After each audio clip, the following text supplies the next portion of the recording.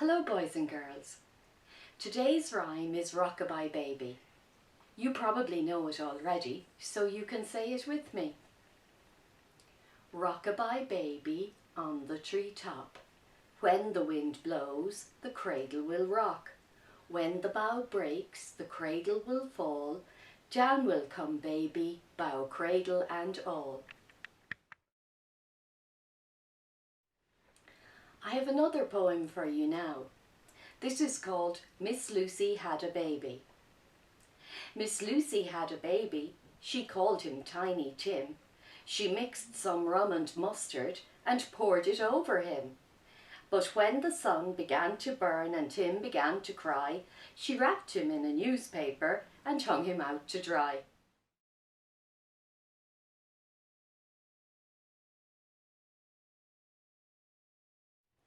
Today's story is called Farmer Duck, written by Martin Waddell and illustrated by Helen Oxenbury.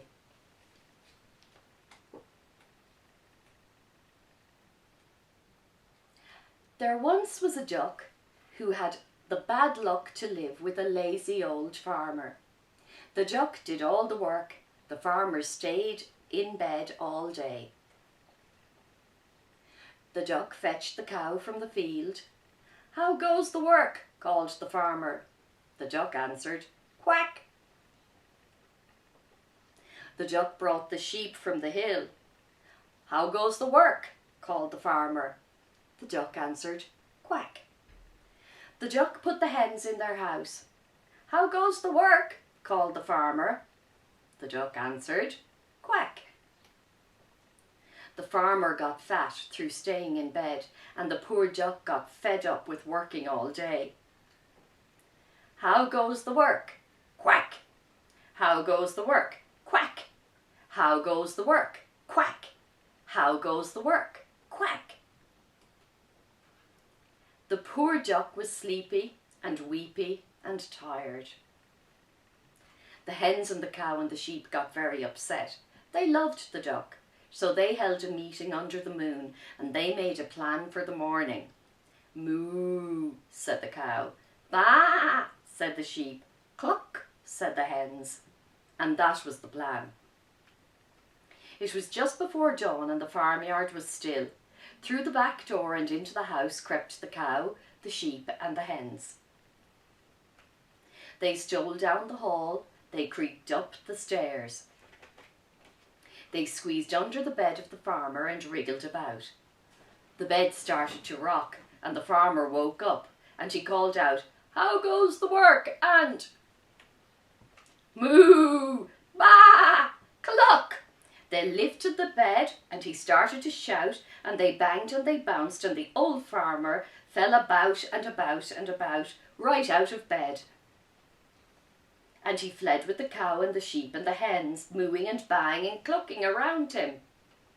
Down the lane, moo, through the fields, baa, over the hill, cluck, and he never came back. The duck awoke and waddled wearily into the yard, expecting to hear how goes the work, but nobody spoke. Then the cow and the sheep and the hens came back. "Quack," asked the duck. "Moo," said the cow. "Baa," said the sheep. "Cluck," said the hens, which told the duck the whole story. Then mooing and baaing and clucking and quacking, they all set to work on their farm.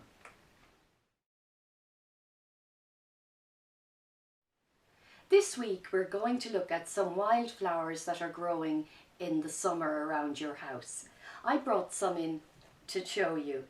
I have a buttercup, which you can see, you probably recognize it, it's bright yellow. I also have two pieces of clover.